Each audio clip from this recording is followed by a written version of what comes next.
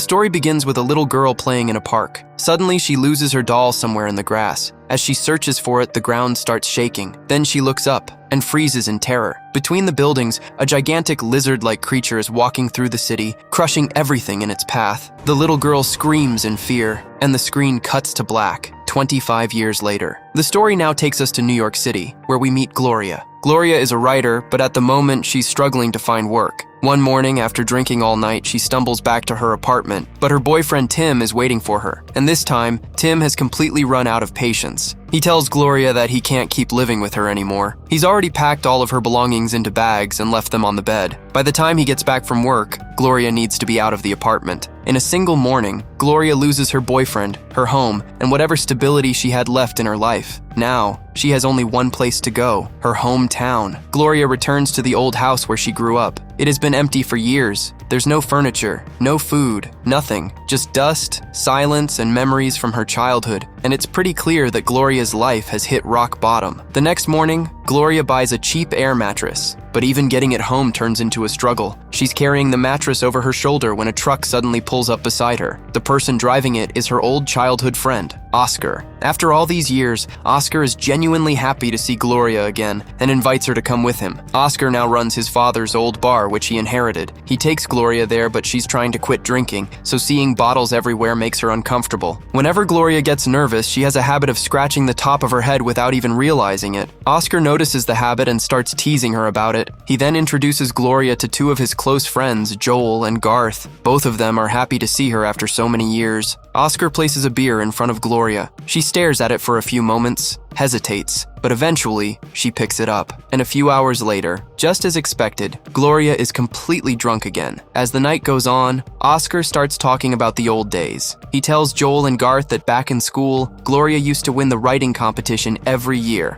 And Oscar, he always came in second. Gloria laughs and explains that she doesn't write fiction anymore. These days, she only writes small articles just to make money. While Oscar steps away for a moment, Joel moves closer to Gloria and tries to kiss her. But just then, Oscar comes back and catches them. He gets furious at Joel, grabs his keys, and storms out. Meanwhile, a drunk Gloria picks up her mattress and starts walking home alone. On the way, she has to cross the playground of her old elementary school. She somehow carries the mattress across the playground, but suddenly, the weather begins to change, as if something bad is about to happen. Gloria unpacks the air mattress and falls asleep right there. The next morning, a phone call wakes her up. Her sister is calling and tells her to turn on the news immediately, but Gloria doesn't have a TV, so she opens the news on her laptop instead. And what she sees leaves her stunned. In Seoul, South Korea, a gigantic creature has suddenly appeared. Within minutes, it causes massive destruction across the city, and then, just as suddenly, it disappears. Gloria immediately calls Tim. Tim tells her the attack happened about 9 hours earlier. Then he asks, confused, why she's only hearing about it now. Gloria has no answer. She had been drunk all night. Tim tries to explain that she seriously needs help now, but Gloria ignores him. That night, Gloria is back at the bar, drinking while watching the news about the monster. But she's had so much to drink that she can't even make it home. Instead, she falls asleep on a bench in the same elementary school playground. By morning, she still hasn't completely sobered up. She calls Tim, but the moment he hears her voice, he realizes she's still drunk. He hangs up. Gloria gets furious. She throws her phone onto the ground. Just then, Oscar arrives at her house. He has brought her an old television. The two of them carry it into Gloria's empty living room and set it up. While connecting the TV, Oscar tells her that the monster attacked Seoul again the previous night. But this time, it didn't destroy anything. It simply stood in one place and made strange movements with its hands. Even more strangely, the creature appeared every morning at exactly 8:05 a.m. Seoul time. Oscar shows Gloria some old footage, and that's when they discover something even stranger. This creature wasn't appearing for the first time. 25 years earlier, a similar creature had briefly appeared as well. But back then, people assumed the footage was fake.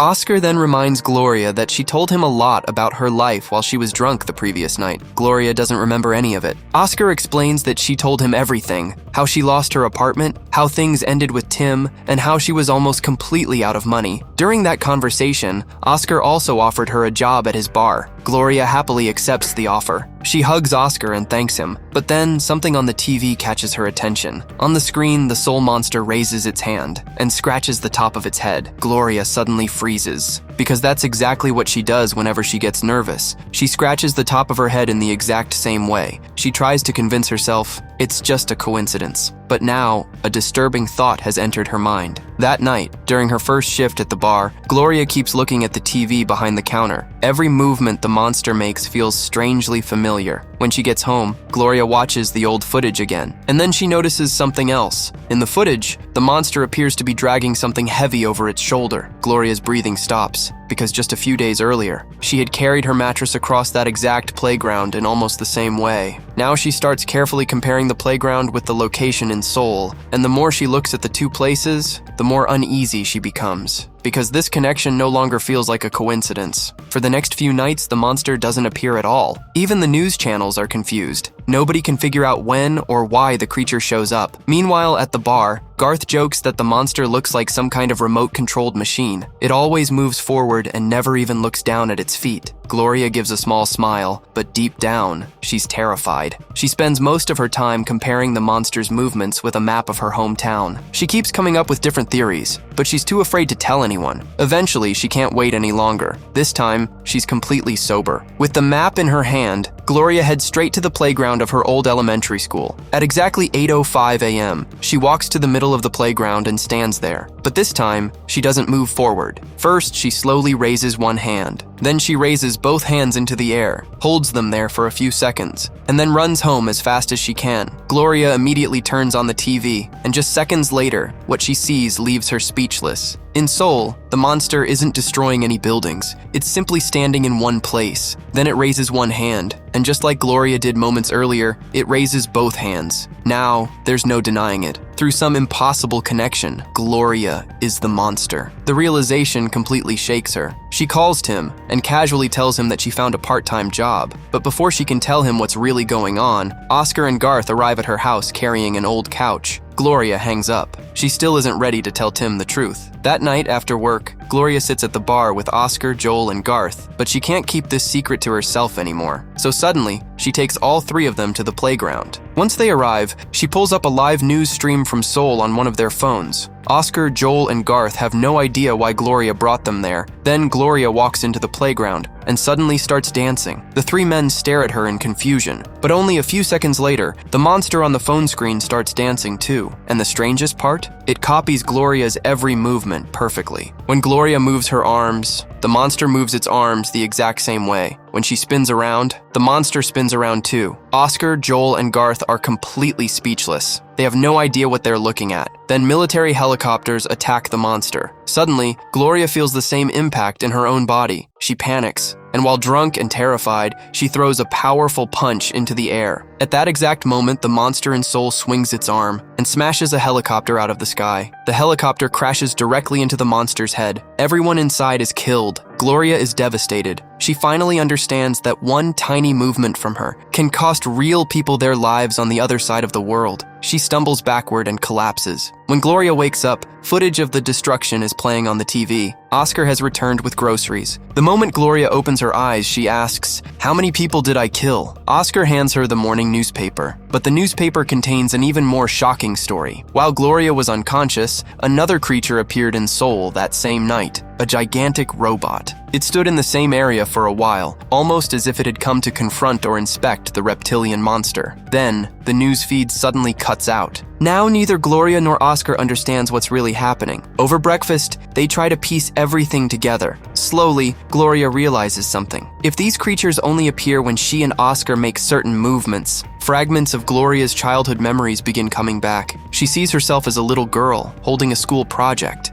And where the playground stands today, there was only a construction site. But what happened after that, Gloria still can't remember. Determined to make up for what she's done, Gloria returns to the playground the next morning at exactly 8:05 a.m. This time she sits on the ground and writes a Korean message in the dirt. In the message, she apologizes to the people of Seoul and promises that she won't come back again. In Seoul, the monster sits down too and writes the exact same message. For Gloria, This is the only small way she can make up for her mistake. After that, she decides to stay away from the playground and stay away from alcohol too. For a while, everything remains peaceful. But after years of buried emotions, things between the old friends slowly begin to change. Oscar has actually had feelings for Gloria for a long time, but he never had the courage to tell her. Meanwhile, Gloria starts developing feelings for Joel. The next morning, Gloria turns on the TV, and her eyes go wide. The giant robot is standing in Seoul's business district. It's causing chaos in the city, and people are running for their lives. Gloria immediately rushes to the playground. When she gets there, she finds Oscar. He's drunk, and he's controlling the robot. Gloria realizes that Oscar is doing all of this out of jealousy. She tries to stop him, but Oscar fires back. "At least my robot hasn't killed anyone yet." Unlike Gloria's monster, that makes Gloria even angrier. She tells Oscar to leave, but he refuses, and eventually, Gloria slaps him. Oscar can't forget the humiliation. Footage of Gloria slapping him through the robot connection quickly goes viral. Oscar becomes convinced that something happened between Gloria and Joel. His anger grows even worse because of his drinking and jealousy. He starts insulting Garth in front of everyone. Then he turns on Gloria and starts trying to control her life, but Gloria has completely stopped drinking. She's terrified that if she gets drunk near the playground again, someone could die. Oscar takes even her sobriety as an insult. He places a beer in front of her and tells her that if she doesn't drink it, he'll go to the playground himself. Gloria says nothing. She picks up the beer and pours it onto the floor. Furious,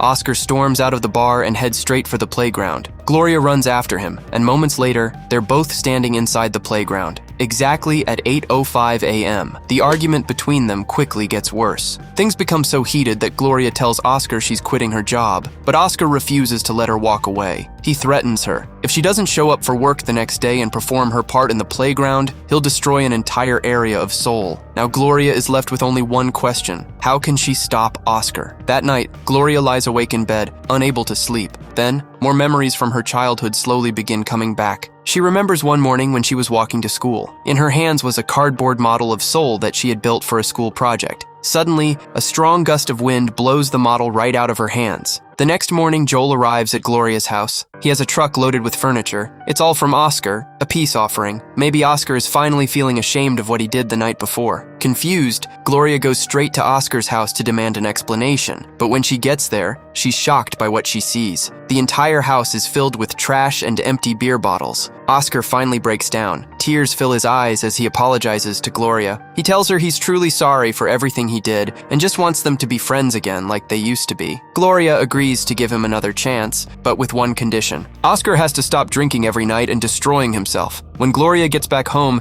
she finds that Joel has used the furniture Oscar sent to completely furnish her empty living room. Then her phone rings. It's Tim. Tim is staying at a nearby hotel, so Gloria goes to meet him. He claims he's in town for work, but Gloria quickly realizes the real reason. He's jealous. They start talking, but the conversation quickly turns sour. Tim clearly doesn't like Gloria's new life, especially the fact that she's working as a bartender in her hometown. Gloria is offended by his attitude and starts to leave, but Tim tries to smooth things over and offers to drive her to work. And that's how Tim and Oscar finally meet face to face. Oscar looks Tim up and down before asking him, "What do you think is the most irresponsible thing a person can do in a bar?" Tim is about to answer when Oscar suddenly pulls out a huge firework and lights it inside the bar. Within seconds, the entire place fills with smoke, and several chairs even catch fire. Eventually, the situation is brought under control. Oscar calmly explains to Tim that he did it on purpose. He just wanted to prove one thing: Gloria isn't going anywhere. Tim is terrified by what he's seeing and tries to force Gloria to leave with him, but Gloria refuses. She now understands that going against Oscar isn't going to be easy. Eventually, Tim gives her one final chance. He tells her that he's leaving town the next afternoon and wants Gloria to return to New York with him. That night, Gloria finishes her shift and returns home. But Oscar is already inside, sitting there and drinking. Gloria tells him to leave.